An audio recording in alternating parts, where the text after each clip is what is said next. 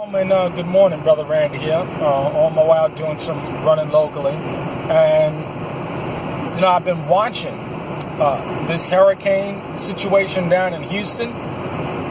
And it looks pretty much just like Katrina. Displaced people everywhere.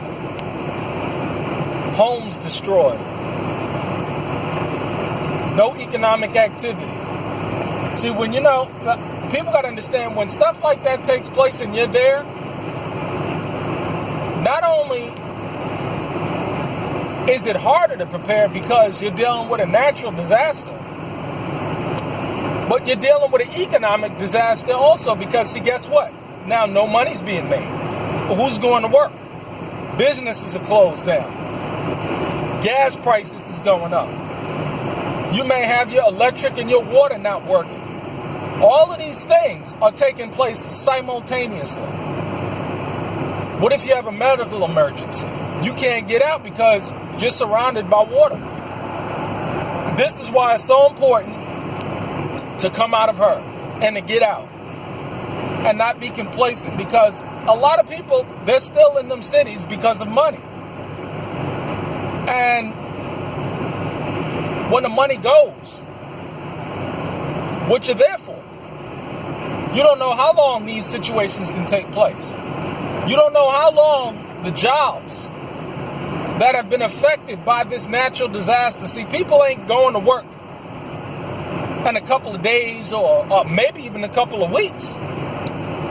You think employers are going to pay employees in a natural disaster situation? Look at the insurance companies. Watch these jack-leg dogs not pay premium, especially if you didn't have flood insurance. All your stuff destroyed. What about your car? Underwater, destroyed. Thousands of dollars worth of repair because all that water getting in your muffler system, your transmission system, shot. What do you do now? I remember going on 3 years now I moved to Kentucky.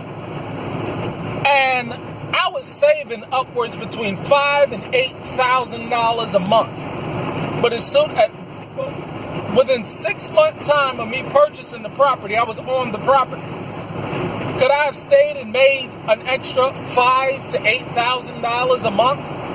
Of course I could. When I moved, I had a job because I had the ability to work from home. But I chose through a Jeremiah 3:15 that said, leave, move. Now, I could have stayed and made money. I could have still been there today making money. But was it the wise choice to do? Because remember that hurricane that took place up in Sandy Hook? All those displaced people? All that natural disaster? All that flooding? Why stay? Because see, now you're in a situation where you have to be forced to spend money. Because see, those mortgages still have to be paid. The renters, they still want their rent check. They don't care about a natural, because see, the mortgage company and the banks, they don't care. They want their mortgages paid. They don't care about no natural disaster. And they will foreclose on your ass. This is why the worst kind of situation or shit hit the fan situation that you can possibly face is a natural disaster. Because everything is destroyed. Everything around you is destroyed.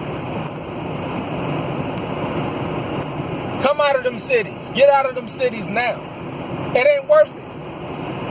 You know how many people is going to be affected economically as a result of this? Because see, now, all those jobs that you had, now you can't go to work because the businesses are affected. And everybody, it's going to take months, if not weeks, to get things back normal again in certain parts of Houston.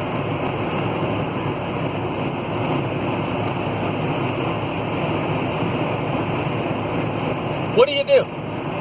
What do you do? Come out. Get out of them population centers. as soon as you can. Again, Brother Randy was making between $5,000 and $8,000 a month I was saving in them cities.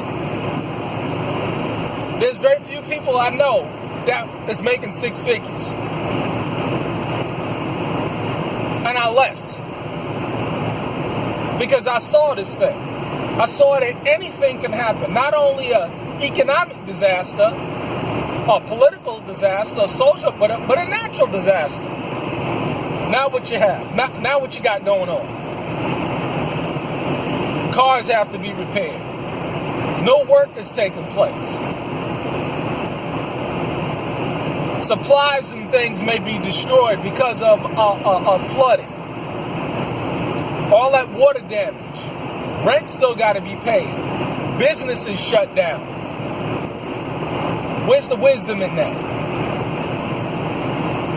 Where's the wisdom in that? Get out of those cities now. You see, because if you have a piece of land,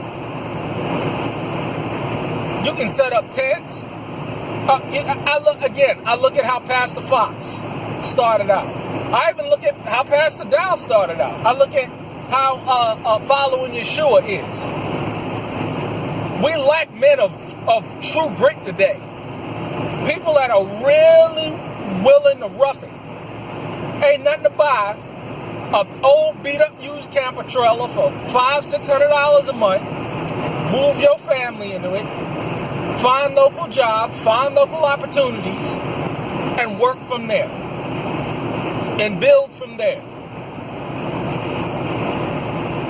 There's so few people, so few men today that's willing to rough it.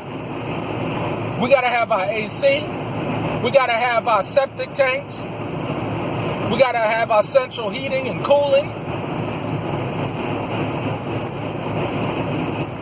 But in a national disaster, guess what? You ain't got none of that. You got filthy, dirty water. How you gonna shower? Because all that stuff, all that sewage water is getting into the municipal water supply. Not only you may be drinking it, but you definitely showering in it. We're gonna be forced in this country. Because see, people, again, we lack real men that's willing to rough it. And if the leader is not willing to rough it, nor will the people that follow that leader is willing to rough anything at all. It's just the truth. My prayers goes out to all of those people in Houston that are standing on bridges, locked into their homes, can't go nowhere. It's good that people have some measure of supplies. But now when you walk out the door, guess what you're going to be paying for gas? $8, $9 a gallon out there. It's a literal mess. Come out of her, my people. It's wisdom. Look at the result. Look at the result.